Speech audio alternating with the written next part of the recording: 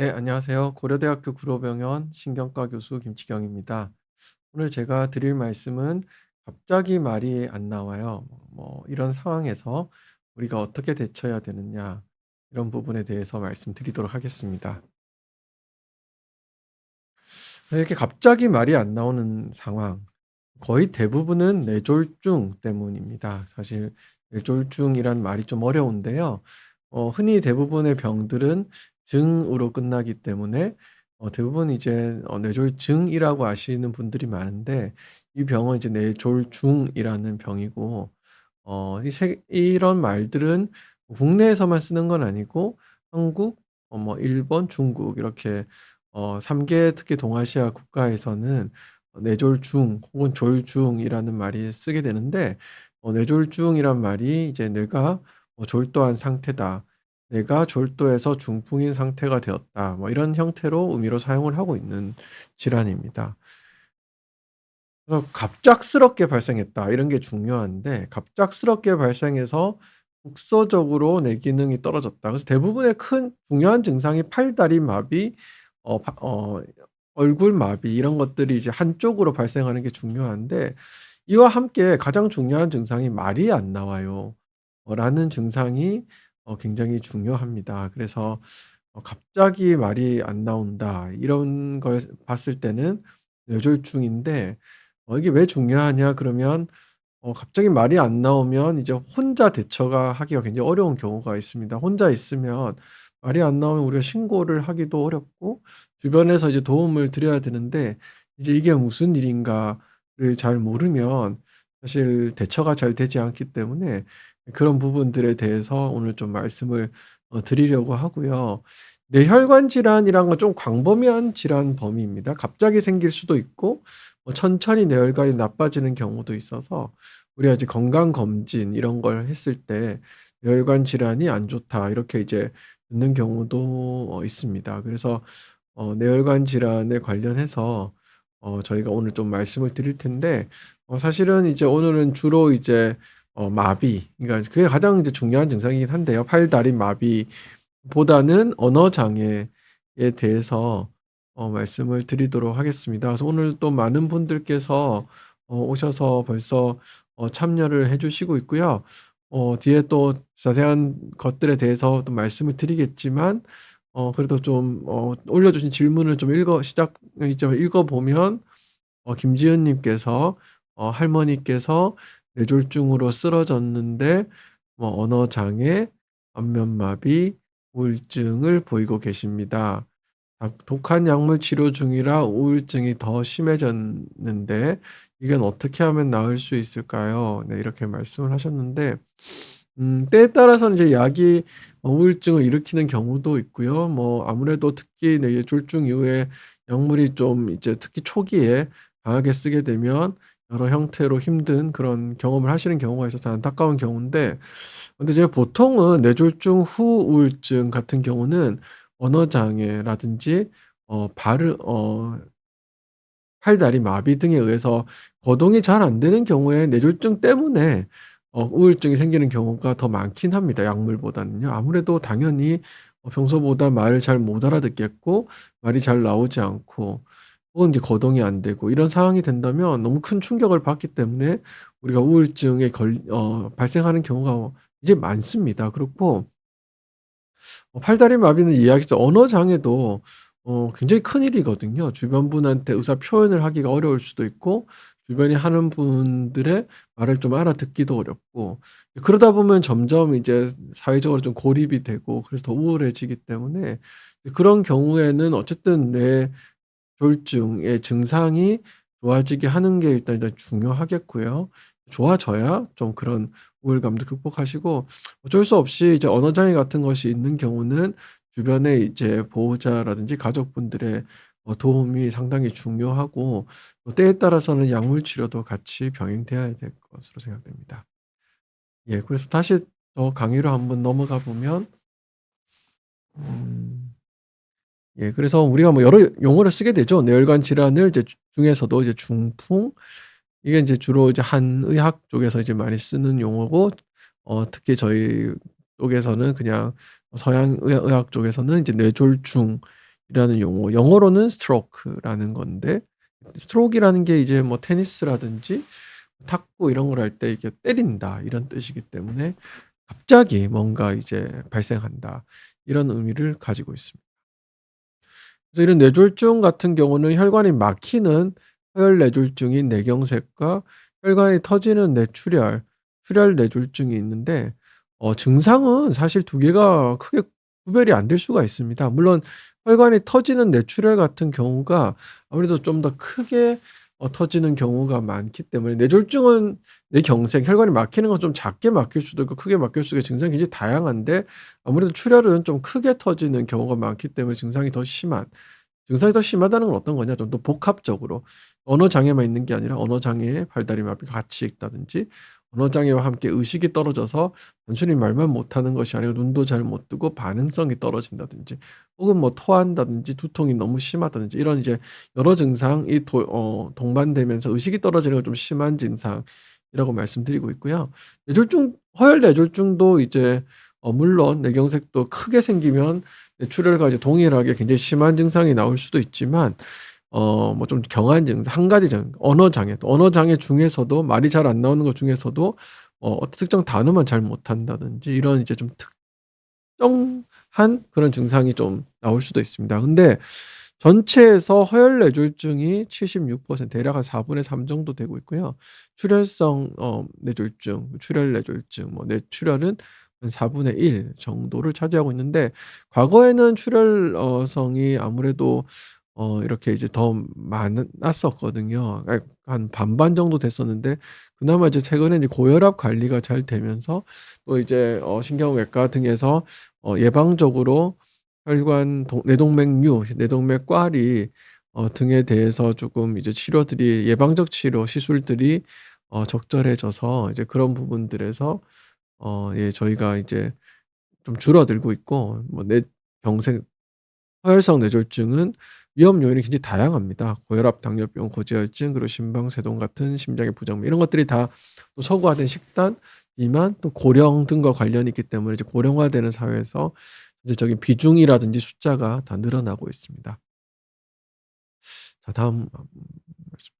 뇌졸중 증상은 사실 굉장히 다양한데요. 이제 뇌졸중 증상이 뭔지를 잘 인지 못하는 게 최근에는 그래도 그나마 과거보다 좀 나아지고는 있지만 증상도 굉장히 다양하고 특히 팔다리 마비 이런 것들은 조금 더 잘 알 수가 있는데 언어 장애는 좀 애매할 수도 있어요. '이게 장애가 있는 건가?' 이렇게 애매할 수도 있기 때문에 완전히 말을 못하고 완전히 못 알아듣는다면 아실 수는 있겠지만 이 항상 꼭 그런 건 제가 설명을 좀 드리겠지만 항상 꼭 그런 건 아니라서 이제 그런 부분들을 좀 구별할 수 있는 게 상당히 중요하다라고 말씀드리도록 하겠습니다. 그래서 한번 핵심 증상을 보기 전에 또 한번 질문을 받아볼까요? 그래서 우로마유라 님께서 질문을 주셨는데 며칠 전부터 머리가 좀 어질어질하고 단어가 잘 기억이 안 나서 말할 때마다 당황스러워요.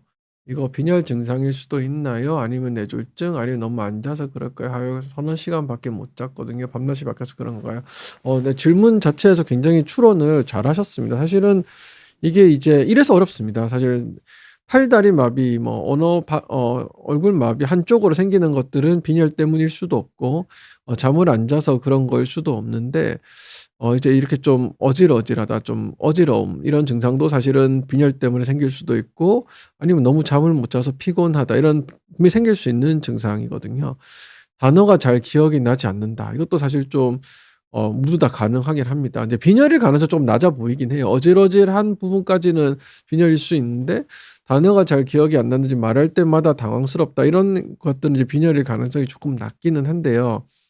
빈혈이야 간단히 이제 우리가 혈액 검사를 하면 알 수가 있기 때문에 이제 저희 쉽게 구별할 수 있긴 한데 여튼 이제 근데 이제 여기서 이제 우리가 좀 주목해야 되는 게 기억이 안 나는데 "말할 때마다 당황스럽다."라고 이제 말씀을 해 주셨는데 이제 이게 말할 때 당황스러워서 주변 사람이 봤을 때 못 알아들었다든지 아니면 내가 하는 말이 엉뚱하게 나온다든지 이러면 이제 이게 뇌졸중 의심을 해야 되는 게 맞습니다. 예. 근데 이제 또 며칠 전부터라 하셨는데 이 발생 시작이 갑자기 밥을 먹는다든지 뭐 시장을 본다든지 TV 보니 아니면 주변에 대화하다 갑자기 발생 더 이제 위험한 거고 사실 시작 시점을 특정할 수가 없으면 쪼끔 더 애매할 수도 있는데 지금 근데 보았을 때는 당황스럽다고 말씀하신 걸 봐서는 아마 말이 아예 안 나오는 건 아니었던 것 같거나 완전히 말이 다른 말이 나오거나 이런 건 아니었던 것 같아서 사실 뇌졸중은 아닐 가능성이 좀 더 높아 보이긴 합니다. 아마 좀 너무 피로감이 많이 쌓이고 이래서 뇌 기능이 전체적으로 원활치 못해서 아마 좀 느려지는 그런 형태로 추정은 되는데, 이제 이럴 때 이제 전문가를 만나서 실제로 말하시는 걸 제가 듣고 평가를 해 봐야 될 것 같긴 합니다. 또 다음 질문도 한번 볼까요? 네. 질문이 좀 길긴 한데요. 예. 한번 봐 보겠습니다. 그래서 뭐 폐렴에 걸렸다가 코로나 진단을 받으셨고 일 주일 격리되신 70세 남자분이신데 어 격리병동에서 예 폐렴이라 콧 맛 밥을 먹지 못해 콧줄을 쉬기를 했어요. 그래서 보냄인데 목소리가 안 나오긴 했습니다. 그래서 목소리가 왜 안 나요? 답을 안 줘서 목소리가 안 나오는 부분이 궁금 일주일로 목구멍이 손상된 거예요. 그 묶여 누워 정상적으로 목구멍에 근육이 빠져 예 근데 근육이 빠져서 그런 걸로 이제 생각이 되지 저도 직접 검진한 건 아니라 굉장히 조심스럽긴 한데 콧줄로 사실은 이제 발음이 안 나오기는 목소리가 안 나오기는 좀 어렵거든요. 그래서 이게 뭐 콧줄이라든지 시기를 뭐 왜냐면 또 콧줄로 오히려 시기를 하면 입으로 먹는 것보다는 영양 섭취는 충분할 수 있습니다. 사실 잘 삼키지 못하는데 입으로 억지로 먹이면 오히려 폐렴이 심해진다든지 아니면 영양 섭취가 더 부족하기 때문에 저는 이제 영양 섭취 부족이라든지 콧줄 자체는 어차피 식도로 넘어가는 거기 때문에 그런 후두 쪽에 목소리 내는 부분하고는 별로 상관이 없을 수가 있는데 이게 드물게 사실 이게 뇌졸중 같지는 않고요. 저는 이제 말초신경 특히 이렇게 심한 감염에 의해서 말초신경이 손상되는 중증 말초신경병증 뭐 중환자 말초신경병증 뭐 이런 것들이 있는데 '그런 형태는 아니었을까.'라는 이제 생각을 하는데 역시 이거 굉장히 어려운 진단인 것 같습니다. 좀 검진을 정확히 하고 또 검사를 추가로 해야 알 것 같은데 일단 이런 경우는 이제 "목소리가 잘 안 나온다."라고 본인이 표현하셨기 때문에 발음에 주로 장애 특히나 후두나든지 발성의 장애일 가능성이 높아서 '언어 장애일 가능성은 쪼끔 낮지 않겠나.' 생각이 됩니다. 예 그래서 다음 저희 강의로 또 넘어가면요. 뇌졸중의 핵심 증상이다. 이러면 이제 사실 이게 요즘은 이제 구급대원이 출동을 하게 되면 뇌졸중이 맞는지 안 맞는지도 판단하시고 크게 뇌졸중이라서 혈관을 뚫어주는 시술을 해야 되는 병원으로 환자를 이송해야 되느냐 이런 부분을 판단하기 위해서 뇌졸중 전 선별 검사라는 것들을 이제 본인들께서 구급대원들이 하게 되는데 보시면 이제 의식이 저하되었냐 얼굴이 마비가 되었냐, 이제 팔에 위약 혹은 구음 장애가 있느냐 이런 부분들에 대해서 평가를 하게 됩니다. 그래서 제일 중요한 것들이 어 얼굴 마비, 아까 보는 팔다리 마비 이제 구음 장애인데 이제 구음 장애는 이제 발음 장애를 뜻하는 건데 여기에 이제 언어 장애까지도 사실 이제 어느 정도 표현이 되어 있는 사실 이게 발음이 안 좋은 건지 언어가 안 좋은 건지 구별하기가 특히 쉽지는 않기 때문에 일단 쪼금이라도 이상하면 그냥 표시를 해 달라. 그래서 뭐 스피치 이거 영어로는 이제 스피치라고 하면 사실 발음이 안 좋은 거일 수도 있고요. 언어가 잘 안 돼서 말을 못 알아듣는다든지 말을 잘 못하는 그런 경우가 있을 수 있습니다. 그래서 요런 부분들이 이제 가장 중요한 증상이라서 이제 외국에서 특히 미국에서는 이제 FAST라고 해서 빨리 병원 가라고 이제 얼굴 마비, 팔 마비 그다음에 스피치 오늘 주제인 언어 발음 장애 저는 언어 발음 장애라고 이제 같이 언어 발음 혹은 언어 구음 장애라고 말씀을 드리는데 이제 요런 것들이 이제 중요한 증상입니다. 정리를 하자면 저하, 편측마비, 언어 장애 뭐 또 하나 좀 더 해 보자면 이제 시각 장애도 우리 한쪽이 잘 안 보인다든지 눈이 한쪽으로 돌아가 있는 그런 부분들이 나오게 되면 그분도 뇌졸중을 꼭 의심해야 되는 상황입니다. 말이 잘 안 나와요. 언어 장애. 근데 이게 굉장히 어렵다고 제가 좀 이게 뇌졸중이 맞는지 평가하기가 굉장히 어렵다고 말씀드린 이유가 완전히 말을 못 한다라든지 완전히 말을 못 알아듣는다. 이렇게 되면 좀 오히려 '아 이게 굉장히 큰일이 생겼구나.' 하는데 말을 하긴 하는데 뭔가 쪼끔 틀린다든지 알아듣는 것 같긴 하신데 완벽하게 못 알아듣는다든지 이럴 때가 굉장히 어렵거든요. 그래서 이제 '왜 그런 일이 벌어지느냐.' 이러면 우리 몸에서 이제 언어를 담당하는 곳에 회로가 꽤 크게 뇌 피질 뇌 표면 껍질 부분에 굉장히 크게 분포를 하고 있습니다. 그래서 말을 알아듣는 부분이 또 따로 있고요. 측두엽이라고 해서 따로 있고 또 말을 하는 부분이 저기 전두엽과 두정엽 사이 쪽에 이제 말을 하는 부분이 따로 있고 두 개를 연결시켜 주는 회로가 따로 있습니다. 그래서 말을 듣는 부분만 손상이 생기면 하는 건 하시는데 잘 알아듣지를 못하는 그런 상황이 발생하고 또 말을 하는 부분에 문제가 있으면 알아듣기는 굉장히 잘 알아들으시는데 말을 하는 게 안 되는 경우가 있고 또 두 개를 연결시켜 주는 부분에 문제가 생기면 또 어느 정도 말도 하시고 알아듣는데 따라 말하기가 잘 안 된다든지 또 아까 말씀드렸던 그런 이제 말을 알아듣는 부분이 통으로 다 문제가 있으면 완전히 못 알아듣겠지만 그중 일부만 손상이 오면 말을 조금 일부는 알아듣는데 뭐 일부는 못 알아듣는다든지 이런 이제 애매한 증상들이 나올 수가 있기 때문에 우리가 언어 자름이라든지 발음 장애에 대해서 좀 더 이제 주의를 해야 된다라고 이제 말씀을 드리고 있고요. 그래서 주로 이제 약간 머리의 옆쪽, 아래쪽, 약간 뒤쪽에 이제 부분이 언어를 알아듣는 부분. 그래서 우리가 이제 베르니케 에어리어라고 부르는데 언어를 알아듣는 부분이 거기에 있습니다. 그래서 언어를 알아듣는 부분, 특히 이제 왼쪽 뇌에 있거든요. 이게 뭐 사람마다 조금 다를 수는 있는데 거의 대부분은 왼쪽 뇌에 언어 중추가 있습니다. 그러다 보니까 이제 왼쪽 뇌를 우성방구다. 사람의 특성상 언어를 못하는 순간 여러 가지 문제가 많이 발생하기 때문에 이제 언어를 담당하는 부분이 이제 주로 왼쪽 뇌에 있기 때문에 왼쪽 뇌에는 이제 베르니케 에어리어라 그래서 언어를 알아듣는 부분이 조금 뒤쪽 아래쪽이 또 앞쪽은 역시나 언어를 이제 잘 못하는 그런 부분들 이런 부분들이 있습니다. 사실 여러 가지를 시켜보거든요. 말을 잘 알아듣는지 그다음 말을 알아들은 다음에 지시를 이행하는지 말을 잘 하시는지 이런 부분들을 하게 되는데 주로는 이렇게 이제 지시를 시켜보는 경우가 많습니다. 저희는 좀 간단하게 검사를 해서 빨리 판단을 해야 되기 때문에 지시를 하는 경우가 좀 많은데 그래서 이제 환자한테 눈을 떴다 감았다 한 후 마비되지 않은 손 쪽을 쥐었다 펴라고 지시를 하게 됩니다. 그래서 보시면 눈을 감았다 떠 보세요. 이쪽 손 쥐었다 펴 보세요. 이렇게 지시를 해서 한 가지 지시만 정확하게 시행하면 조금 떨어진 거고 두 가지 지시를 완전히 못하면 완전히 떨어진 거고 두 가지 지시를 다 잘하면 두 가지를 시켜서 두 가지를 잘하시면 그거는 이제 잘한다고 이제 하는데 사실은 이게 말을 귀로는 못 알아들었을 때 입모양을 본다든지 따라하는 경우는 있어요. 그래서 환자한테 이제 저희가 입을 가리고 이렇게 입을 가리고 사실은 지시를 할 때도 있습니다. 이렇게 입을 가리고 눈을 떴다 감았다 하세요. 이 오른쪽 손을 쥐었다 펴 보세요. 이렇게 이제 입을 가리고 말하는 경우도 있고요. 실제로 따라하는 경우가 있기 때문에 눈앞에서 뭐 손을 쥐었다 폈 손을 쥐었다 폈다 하세요. 이런 걸 자꾸 보여드리지는 않아야 된다라고 일단 되어 있습니다. 그냥 순수하게 언어 지시에 대해서 좀 이제 잘 이해를 하시느냐 이런 부분들이 굉장히 중요하겠고 그다음에 이제 또 질문에서 말을 잘하는지를 정확히 말을 하는지를 여쭤보는데 "이름이 어떻게 되십니까?" 이렇게 여쭤보고 "지금이 몇 월 달입니다." 이렇게 물어봐서 역시나 두 가지를 다 질문하면 어느 정도 이제 "괜찮다."라고 말씀을 드리게 되고 한 가지만 질문이 좀 떨어진 거고 둘 다 완전히 못하면 심각하게 좀 떨어진 거다. 이렇게 해서 개방형 질문으로 유창성 등도 확인을 하고 있습니다. 그래서 요런 걸 질문하는 거에 대해서 요거는 이제 아산병원 자료인데요.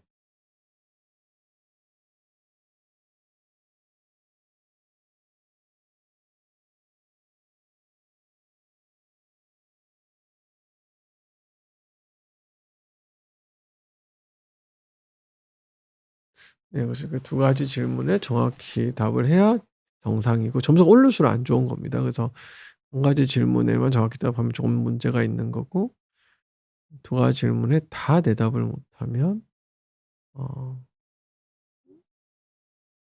굉장히 문제가 있는 상태다. 이렇게 이제 보통 판단을 하고 있습니다.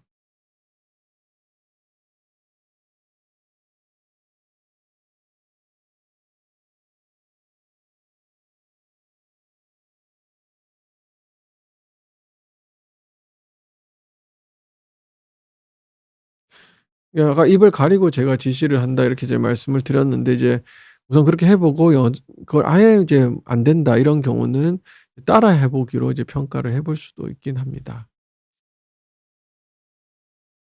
예. 그래서 요런 식으로 이제 지시를 어떻게 이행하시느냐, 질문에 대한 답을 잘하느냐 이런 걸 통해서 언어 장애에 대한 이제 평가를 말을 잘 못하는 거에 이제 평가를 빨리 저희 빠르게 평가하는 게 중요해서 너무 자세하게 막 대화를 길게 한다든지 이러기는 좀 시간이 부족하기 때문에 얘는 이제 시간이 지나면 이제 손상이 계속 이어지기 때문에 계속 진행하기 때문에 그렇게 좀 간단하게 묻게 됩니다. 자, 질문을 떠나 받고 갈까요? 질문에 김철희 님께서 질문을 주셨는데 "뇌졸중 겨울에 더 조심해야 할까요? 따뜻한 모자로 대비하면 될까요?" 라고 말씀 주셨는데 사실 이 말씀 좀 애매하긴 했는데 뇌졸중이 아까 보시면 허혈성 뇌졸중도 있고 출혈성 뇌졸중도 있고 좀 허혈성 뇌졸중에는 큰 혈관이 막히는 동맥경화성 뇌졸중이 있고 또 고혈압성 좀 작은 혈관이 막히는 뇌졸중 그리고 심장 원인의 부정맥 심방세동 같은 부정맥에서 혈전이 뇌로 날아가서 딱지가 뇌로 날아가 생기는 뇌졸중이 있기 때문에 이런 것들이 딱 계절마다 조금 특성이 달라서 뭐 여름은 여름대로 문제, 환절기는 환절기대로 문제, 겨울은 겨울대로 문제 이렇게 이제 말씀을 드리는데 보통 뭐 환절기든 여름이든 겨울이든 온도 차가 많이 나는 건 굉장히 안 좋다고 제가 보통 말씀을 드리고 있습니다. 그래서 특히 겨울에 요즘 난방이 좋기 때문에 밖에 추웠다가 갑자기 더워지고 더웠다가 갑자기 추워지고 이런 것들이 상당히 안 좋다고 저는 보고 있기 때문에 그런 이제 온도 변화를 좀 완충할 수 있도록 아무래도 좀 따뜻한 모자 이런 것들을 좀 쓰고 다니는 게 낫고 겨울에는 확실히 뇌출혈은 늘어나는 게 확실한 것 같습니다. 저희 국내 데이터에서도 응급실에 나오는 환자 수를 봤더니 뇌출혈, 특히 혈압 변동폭이 좀 많아지는 걸로 생각이 돼서 이런 추익, 심한 추위 이런 것들에 의해서 뇌출혈은 겨울에 좀 늘어나는 걸로 생각돼서 어쨌든 저는 이제 당연히 방한을 잘하고 외부로 나가시는 것이 중요하고 그런 이유 특히나 온도차의 변화가 많이 생기기 때문에 특히 또 오랜 또 겨울 같은 경우는 추운 온도에 너무 오래 노출이 되면 아무래도 혈관들이 수축되고 이제 그런 것들에 의해서 다른 불필요한 곳에 혈압이 좀 올라가고 이러면서 뇌출혈이 생길 혈관이 터질 위험이 높기 때문에 이거는 제가 따뜻한 모자로 방한하시는 것은 추천을 드리고 있습니다. 이제 구음 장애라는 게 있습니다. 제가 말을 잘 지시에 이행을 못하고 답을 뭐 정확하게 못하고 이런 것들을 이제 언어 장애라고 약간 말을 잘 못하는 증상이긴 한데 사실은 주시에도 발음 잘하고 어 질문에 뭐 이름도 잘 말하고 몇 월인지도 얘기하고 할 수는 있는데 발음이 새는 경우가 있습니다.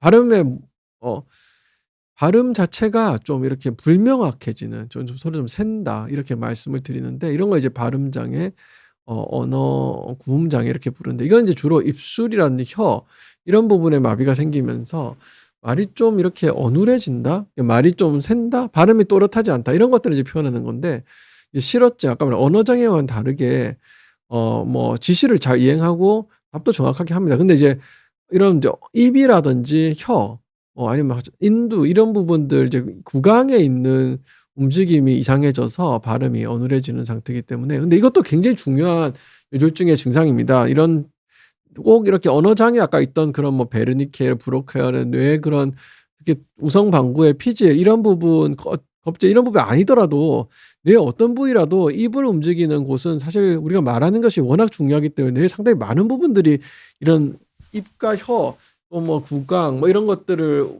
후두 뭐 인두 이런 부분들을 움직이기 때문에 뇌경색이 어디 생기든지 발음 장애가 생길 수가 있습니다 사실은. 아주 특정한 영역이 아니더라도 입 근처로 가는 회로가 있는 부분이 생길 수가 있기 때문에 좀 되게 다양하거든요. 그래서 발음 장애, 구음 장애가 어떤 뇌졸중에서도 굉장히 흔하게 나오는 그런 증상이다라고 보시면 되겠습니다.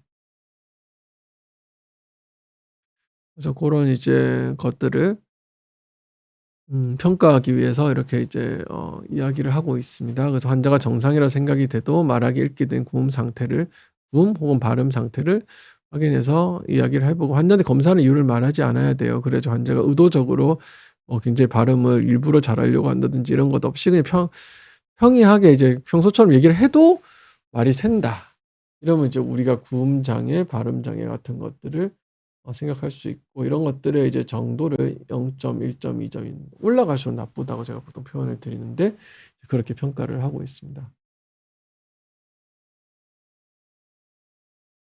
그래서 이제 언어 장애가 있는 이제 환자의 이런 이제 증례를 좀 말씀을 드리면 55세 남자 환자분이시고 당뇨병이랑 관상동맥 시술을 심장 혈관이 안 좋았다는 얘기입니다. 그래서 받았는데 오후 4 시에 집에 소파를 보고 있다가 갑자기 컥컥거리면서 갑자기 말을 못하는 증상을 본인이 이제 말을 못하니까 이제 호소할 수는 없고 보호자가 이제 신고를 해서 병원으로 왔었고요. 보시면 이제 뭐 4 시까지는 TV를 잘 봤는데 그 사이 또 어떻게 됐는지 좀 모르고 오후 4시 20분에 컥컥거리는 걸 보호자가 발견해서 응급실로 모시고 왔는데, 보시면 의사표현은 가능하나 엉뚱한 소리를 계속 하고 있는 상태이고, 두 가지 명령을 올바로 수행하지 못했습니다. 오른쪽 손 주먹 쥐고 눈 감아보라는 얘기를 수행하지 못했던 그런 상황이었습니다. 그래서 이분 같은 경우는 이제 주로 이제 공문서답, 그다음에 두 가지 면용에 역시 올바르게 잘 알아듣지도 못하는 상황이다. 뭔가 얘기를 하긴 하는데 잘 알아듣지를 못하는 상황이기 때문에 아무래도 이 축두엽에 있는 베르니케 부분, 이제 이런 말을 잘 알아듣지 못하는 그런 실어증, 언어 장애가 이제 있었던 환자고, 요게 이제 급성 뇌경색을 특정하는 그런 이제 확산 강조 영상이라 그래서 디퓨전 MRI라는 걸 찍었는데, 여기 허옇게 보이면 급성 뇌경색이거든요. 뇌출혈이 아니라 급성으로 발생하는 혈관이 막히는 것이기 때문에 그런 것들이 이제 발견되고, 근데 이제 뇌경색 크기보다는 피가 안 가는 부분이 훨씬 크게 발견이 되어서 이렇게 시술을 통해서 막힌 혈관을 뚫고 거기다가 이제 이렇게 깨끗하게 혈관을 넓혀주는 그런 시술을 시행해서 환자가 이제 한 달 정도 지난 다음에는 거의 증상이 완전히 호전되어서 움직임도 괜찮고 발음 장애, 언어 장애도 아까 말을 못 알아듣고 뭐랬었는데 거의 이제 잘 알아듣고 일상생활, 출근이라든지 교회에 나가는 그런 걸 할 수 있는 환자가 되었던 케이스였습니다. 예, 그래서 한번 질문 한번 받아볼까요? 허혈성 뇌졸중의 증상을 알고 싶습니다. 사실 굉장히 다양합니다. 뭐 사실은 이제 아까 얼굴 마비, 팔다리 마비, 언어 발음 장애가 전체의 75% 정도는 그걸로 이제 설명이 된다고 하는, 나머지 25%는 그럼 다른 증상이 있다는 겁니다. 물체가 두 개로 보인다든지, 아니면 이제 감각 증상, 한쪽에 감각이 없어진다든지, 아니면 이제 한쪽으로 기울어지는 균형장, 힘은 있는데 균형이 안 잡힌다든지, 혹은 이제 때에 따라서는 머리가 아프다, 어지럽다 이런 증상도 있어, 귀에 소리가 잘 안 들린다 이런 증상들도 한쪽으로 또 잘 안 보인다. 그래서 뇌에 있는 모든 부분에 문제가 발생할 수 있습니다. 허혈성 뇌졸중의 특정한 부위만 문제가 발생하는 게 아니고 뇌가 하는 기능의 모든 부분에 문제가 발생할 수 있기 때문에 의식이 갑자기 없어져 가지고 뇌 모든 기능이 꺼진다 이렇게 하면 이제 그건 허혈성 뇌졸중이 아닐 가능성이 오히려 많고요. 특정 영역, 발음 혹은 언어 혹은 한쪽 팔다리 혹은 뭐 한쪽 시야, 물론 겹칠 수도 있지만 뇌졸중이 커서 허혈 뇌졸중의 특징은 어떤 특정적인 증상들이 한쪽으로 보통은 갑자기 발생하는 것이 중요하다라고 말씀드리고 있습니다. 네, 다음. 예, 그래서 보시면 혈관이 막히는 뇌경색과 이제 혈관이 막히는 뇌출혈, 아까 보시면 75% 정도의 혈관이 막히는 뇌경색이고 25% 정도의 혈관이 터지는 뇌출혈인데, 어쨌든 뇌출혈이 좀 이렇게 팡 터지는 거기 때문에 좀 증상이 더 안 좋다 이렇게 보통 말씀을 좀 드리고요. 뇌경색 같은 경우는 안 좋은 것부터 조금 좋은 것까지 굉장히 좀 다양하다라고 이야기를 하고 있고, 특히 막히는 경우는 빠른 시간에 뇌가 손상을 뭐 시작부터 받고 있는 있어서 사실 완전히 후유증 없이 회복할 확률이, 제가 요즘 치료가 많이 좋아졌지만 한 50% 정도다. 4분의 3이 뚫리고 그중 4분의 3이 많이 좋아지기 때문에 곱하면 16분의 9라서 대략 한 50% 정도에서는 많이 좋아진다라고 말씀을 드리고 있죠. 여전히 50% 후유증이 남을 수 있는 질환이기 때문에 예방을 잘해야 된다고 말씀드리고 있습니다. 그럼 이런 뇌졸중은 왜 병원을 빨리 가야 할까요? 아까 이런 언어 말이 잘 안 나요 해서 우리 가서 봤더니 완전히 수행을 못하는 건 아닌데 두 개를 정확하게 수행을 못한다든지, 이름과 몇 호를 말해보라 그랬는데 정확하게 하지 못한다, 이런 부분들은 꼭 이제 언어 장애, 말을 잘 못하는 게 특히 갑자기 발생하면 뇌졸중을 의심해야 되는 상태고, 설령 아까 같이 두 가지를 잘 수행하고 질문에 대해 답을 잘 하고 했지만 들어봤을 때 발음이 샌다, 뭔가 어눌하다, 평소랑 다르다 이렇게 생각을 하면 그런 경우에는 우리가 응급실로 환자를 빨리 병원으로 모시고 가야 합니다. 왜냐? 뇌는 이제 상당히 약한 조직입니다. 거기에는 이제 에너지 저장 공간도 없고요. 모두 다 피로부터 산소와 포도당을 공급해서 뇌가 살고 있습니다. 왜냐면 이게 좀 가볍게 만들었어야 된다고 생각을 해요. 이렇게 우리가 많은 일을 하는 뇌를 만들기 위해서는 피질, 껍질을 굉장히 넓게 해야 돼서 뇌가 커졌는데, 이제 그렇게 하려면 무거우면 이렇게 직립보행 자체가 안 될 거라고 보고 있고, 또 거기다가 뇌를 다치지 않기 위해서 헬멧처럼 두개골을 사놨기 때문에 뇌 안에는 에너지 저장 공간이 없습니다. 그러다 보니까 시간에 따라서 수분 단위로 굉장히 뇌 손상이 심각하게 되기 때문에 가능한 빨리 완전히 다 살리지를 못하더라도 살릴 수 있을 부분은 가능한 살려야 되기 때문에 우리가 좀 빠르게 치료하는 것이 중요하다라고 말씀을 하고 있습니다. 그래서 과거 같은 경우는 이제 약만 썼을 때 이제 혈 정맥내로 이제 약만 썼을 때는 뚫릴 확률이 사실 20-30% 밖에 안 돼요. 그중에서도 큰 혈관이 막히면 뚫릴 확률이 더 떨어져서 10% 이하였다. 이렇게 이야기를 했는데 그래도 벌써 이제 10 년쯤 됐는데 10년 전쯤에 이제 전 세계적으로 이 혈관을 뚫어주는 시술, 특히 뇌혈관을 뚫어주는 시술이 가능하다.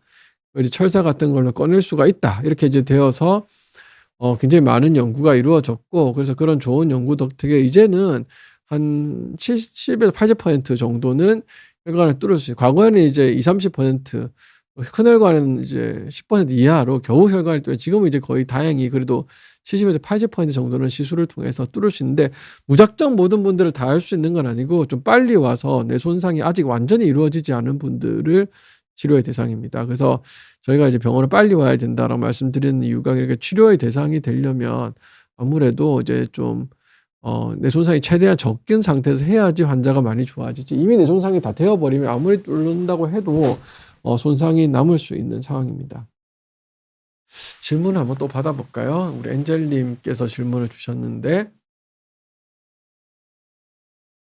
뇌경색이나 뇌출혈도 동맥경화증이라는 것 때문인가요? 고혈압이 심장에 혈액이 나가는 게 힘들게 나가는 건가요? 혈관벽의 압력이 높은 것은 혈관압이 높다고 한다는데 왜 이렇게 압력이 높나요? 예, 왜 이렇게 압력이 높은지 잘 모릅니다, 사실은. 예, 뭐 이유가 있었을 것 같아요. 뭐 물론 이제 2차적으로 어떤 몸의 혈압을 높이는 종양이 있다든지 뭐 신장에 가는 혈관이 좁다 뭐 2차적인 고혈압도 있는데 사실 많은 수의 고혈압 이유를 잘 모르는 본태성 고혈압, 1차성 고혈압이라고 말하는데 몸이 필요로 했던 거 아닌가 생각은 추정을 하고 있습니다. 과거 이제 원시시대와 같이 우리가 막 70-80 정도의 80대의 그런 평균 수명을 가질 거를 예상을 못 했기 때문에 일시적으로 혈압을 좀 높여서 주변 환경의 스트레스 상황이라든지 맹수의 공격 이런 것들을 이제 막기 위해서 그렇게 했을 수가 있는데 어쨌든 이유는 잘 모르지만 이제 혈관벽에 압력이 계속 높게 걸리면 혈관벽에 손상이 되고 그 손상된 부분에 우리가 동맥경화증이라고 해서 나쁜 콜레스테롤 때가 끼게 됩니다. 그래서 그런 부분이 좀 문제고 고혈압은 심장에서 혈액이 나가는 게 힘들게 당연히 혈압이 오히려 높기 때문에 심장에서 혈압을 압력이 높은 이제 피를 짜야 되기 때문에 당연히 이제 나가기가 좀 어려운데 고혈압이 심장에서 혈액이 나가는 게 힘들게 나가는 건가요라고 하기보다는 고혈압은 그냥 일단 하여튼 혈관 내에 압력이 굉장히 많이 걸려서 그게 어떻게 됐든 간에 압력이 많이 걸려서 혈관을 손상시키는 그런 질환이라고 생각하고 그래서 대부분 동반해서 심장에서 나가는 혈액이 괜찮은 심장 질환을 보통 보는 경우가 많고 예, 이렇게 혈관벽의 압력이 높은 것들에 대해서는 우리가 이제 주의를 하고 있습니다. 그러니까 이제 보통 뇌경색은 동맥경화증 때문이긴 해요. 많은 경우에 항상은 아닌데 한 3분의 1 정도는 혈관벽에 콜레스테롤 때가 껴서 고혈압, 당뇨병과 함께 혈관벽을 손상시키는 특히 흡연 이런 것들이 혈관에 손상되고 있으면 그 사이사이로 콜레스테롤 나쁜 특히 콜레스테롤 저밀도 콜레스테롤 끼면서 이제 이렇게 막히는 건데 뇌출혈은 사실 동맥경화증 때문에 생기는 경우는 좀 드물고요. 고혈압성 뇌병증이라 그래서 저혈관 변화라 그래서 고혈압에 의해서 자꾸 이제 뇌 손상이 발생하게 되면 그 쪼끔 큰 혈관에 좀 작은 혈관이 터진다든지 이런 부분들이 발생하기 때문에 조금 위험 요인이 뇌경색과 뇌출혈이 좀 다르다. 겹치기도 하지만 좀 다르다라고 말씀드리고 있습니다. 뇌경색 때 주사 치료 일주일 했어요. 이 주사는 뇌경색 어떤 걸 막힌 것을 뚫어주나요? 예, 보통은 이제 응급실에 와서 혈전 용해제라는 거를 투여했을 때는 이제 뚫어주는 역할을 하고요. 그다음부터는 이제 뭐 주사 치료하든 먹는 약을 치료하는데 다시 혈전이 추가로 왔는 것을 막기 위해서 일단 우리가 좀 그 약을 쓰면서 증상 악화가 없도록 지도를 보는데 그 첫 번째 응급실에서 투여하는 주사 치료제는 보통 뚫어주는 치료인데 그다음부터 치료하는 치료제는 이제 더 나빠지지 않게 유지하는 게 1차 목표인데 사실은 우리 몸 혈액 내에 이런 피딱지 혈관이 막힌 부분을 좀 뚫어주는 성분이 있습니다. 그래서 적어도 더 나빠지지 않게 한다면 우리 몸에 내재되어 있는 그런 혈전 제거 물질 이런 것들도 작용을 하기 때문에 우리 뇌는 어쨌든 충분한 혈액을 공급받아서 잘 기능하기를 원하고 있습니다. 근데 그걸 원함에도 불구하고 정말 오래 뭐 이렇게 혈관벽에 콜레스테롤 때가 쌓였든지 고혈압 관리가 안 되는 당뇨병, 후병 이런 것 때문에 혹은 이제 심장에서 피딱지가 뜬금없이 날라오는 심방세동 때문에 혈관이 막힐 수가 있기 때문에 그런 건데 좀 시간을 주면 우리 뇌 같은 경우도 이제 그런 상황을 좀 적응해서 잘 지내도록 그렇게 디자인이 현명하게 되어 있다고 저는 보통 믿고 있습니다. 다음 슬라이드 주십시오.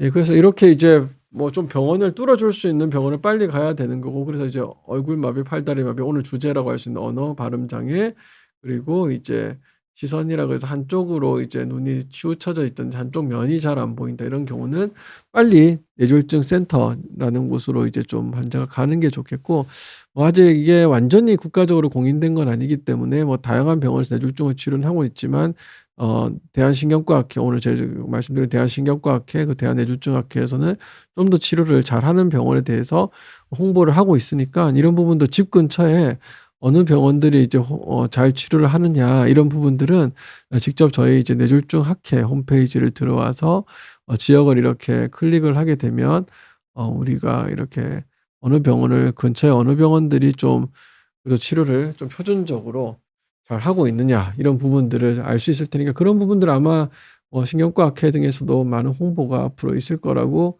생각해서 저도 예전에 이런 이제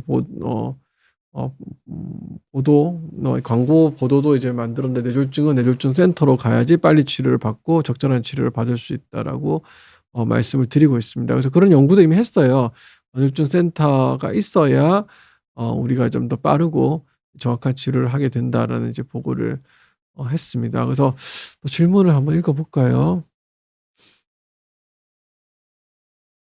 어 혈압약 질문은 제가 좀 답변 드리기가 좀 어려울 것 같아서 넘어가고 456 번이신데 70대 후반이시고 뇌졸중 후유증은 언어 장애와 함께 거동이 불편하신 상황입니다. 마비 증상 때문에 걷는 것이 불안하고 손에도 마비 증상에서 물건을 잘 못 드세요. 마비 증상을 풀어주는 재활 치료 가능한가요? 보통은 이제 뇌졸중이 발생한 6개월까지는 어쨌든 기능적 회복이 있을 수 있기 때문에 재활 치료를 적극적으로 그게 도구 재활이 되었든 아니면 운동 재활이 되었든 적극적으로 하라고 말씀을 드리고요. 사실은 안타깝지만 좀 6개월이 지나고 나면 아무리 재활 치료를 적극적으로 한다고 해도 그 후유증이 완전히 좋아지기는 어렵습니다. 그래도 재활 치료를 제가 열심히 해야 된다고 보통 말씀을 드리는데 왜 그러냐고 하니까 이게 굳게 돼요. 잘 안 쓰게 되면 그거를 이제 운동을 수동이든 능동으로든 해 주지 않으면 우리 몸이 그렇게 잘 안 쓰는 부분들의 장기들은 좀 굳게 오그라지든지 그것 때문에 이제 통증도 굉장히 심하고 오히려 그것 때문에 더 뭐 활용을 못 하시는 경우가 발생하기 때문에 초기에는 증상 회복을 위해서 우리가 열심히 재활을 하고 일정 시간이 지나면 그다음부터는 증상 악화가 없도록 특히 뇌졸중 이후에 불균형하게 생긴 우리 몸의 상태 때문에 근골격계 우울증이 남을 수 있기 때문에 그런 부분들 주의를 하셔야겠습니다.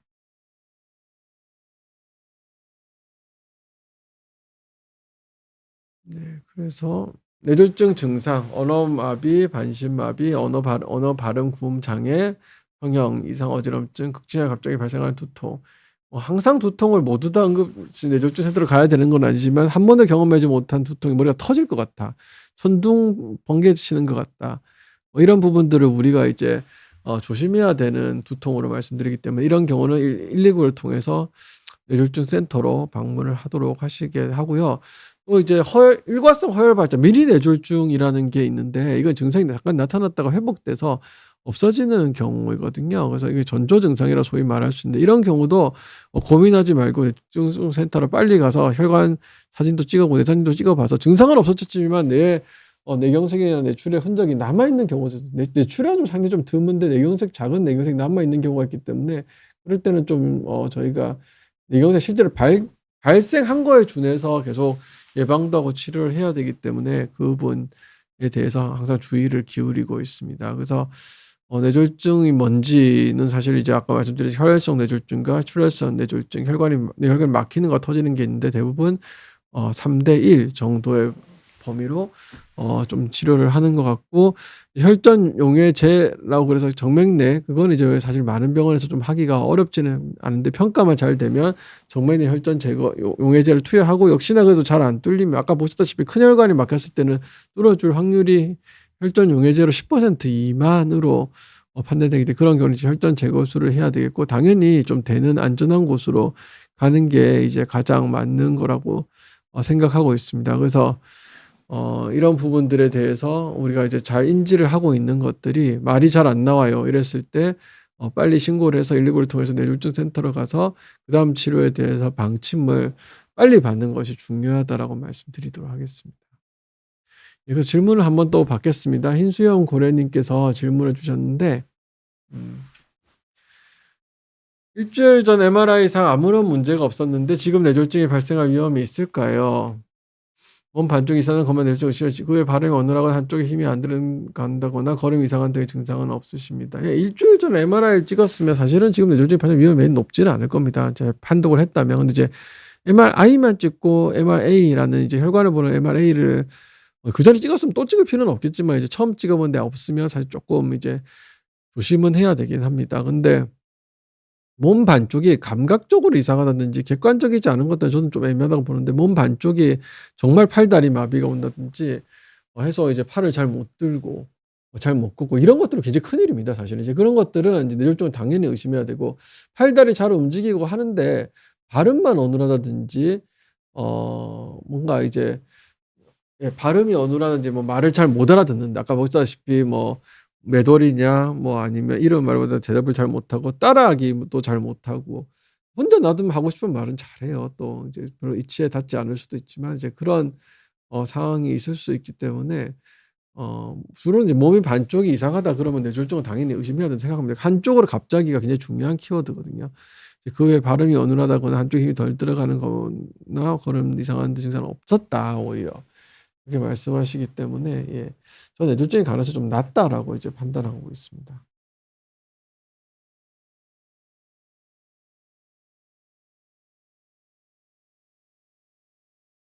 네, 그래서 음, 슬라이드를 주시면, 예, 그래서 아까 보셨다시피 뇌졸중의 증상들이 굉장히 이제 다양하기 때문에 안면마비, 반신마비, 언어 발음 장애, 이제 평형 장애, 극심한 두통, 물체가 두 개로 보이는 복시, 한쪽 면이 잘 안 보이는 부분, 눈이 돌아가는 것, 이런 것들이 이제 굉장히 중요해요. 그 중에서도 사실 한쪽으로 갑자기는 키워드에 조금 잘 안 맞는 것이 이제 언어 장애다 보니까 우리가 이제 구별하기가 조금 어려울 수가 있는데, 여튼 언어 장애도 이제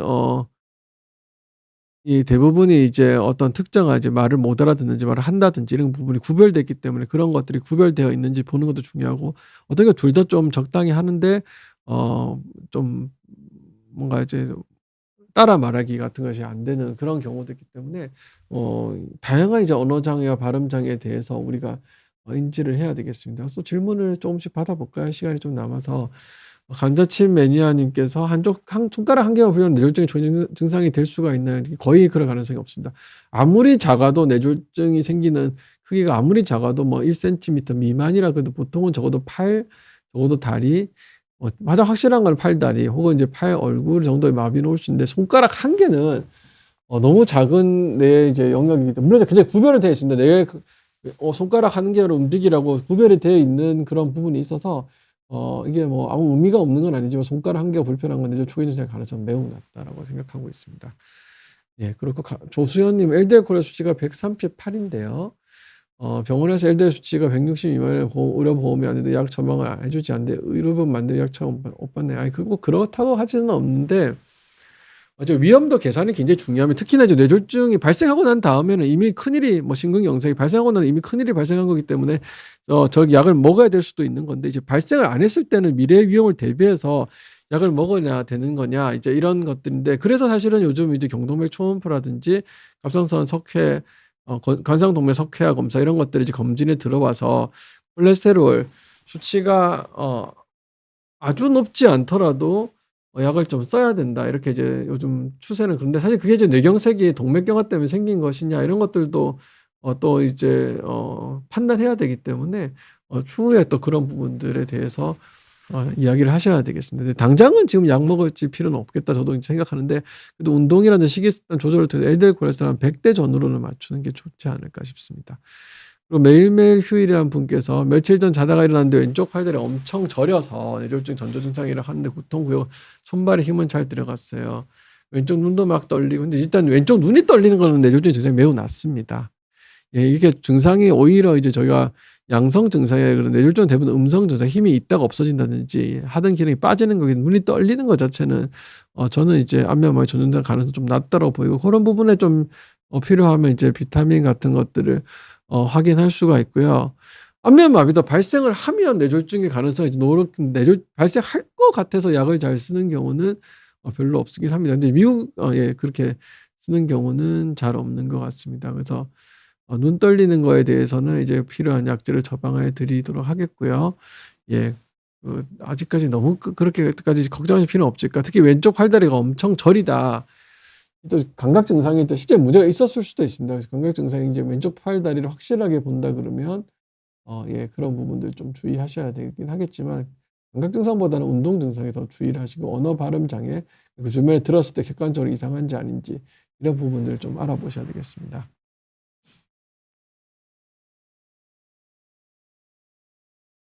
네, 김철희 님이 제가 체감한 증상은 타자 오류, 말실수, 더듬, 멍 때리는 증상, 기억력 저하입니다.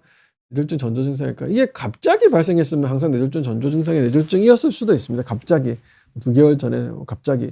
근데 그런 게 아니라 내가 잘 모르는 사이에 서서히 타자 오류, 말실수, 더듬, 멍 때리는 증상, 기억력 저하가 나타난다면 뇌졸중보다는 사실은 약간 이제 우울증이라든지 그런 심리학적, 정신건강학적 그런 부분들에 대한 고민을 우선 하고요.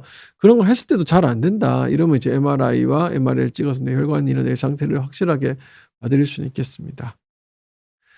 예, 그래서 장시간 오늘 또 들어주셔서 감사드리고요. 그래서 오늘 주로는 뇌졸중, 그중에서 허혈 뇌졸중, 뇌경색과 뇌출혈에 대해 말씀을 드렸고, 그래서 이제 주로 팔다리 마비, 언어 발음, 얼굴 마비 같이, 그래서 환자가 못 걷는, 입이 비틀어져 있는 것을 우리가 좀 오히려 객관적으로 알 수 있는데, 말이 잘 안 나온다는 증상에 대해서는 좀 조금은 이제 익숙하지 않으실 수가 있고, 또 말이 잘 안 나오고 말을 잘 못한다는 것이 그냥 완전히 잘 못하는 경우도 있지만 일부 부분만 손상이 있을 수 있기 때문에 어떤 지시를, 눈을 감아보라더라, 손가락을 쥐어보라, 이런 이제 간단한 지시들을 해서 2가지를 잘 하는지, 몇 월달인지 이름 말해보라는 대답을 잘 하는지, 발음이 새지 않는지, 이런 부분에 대해서 주의 깊게 관찰하셔야 되겠습니다.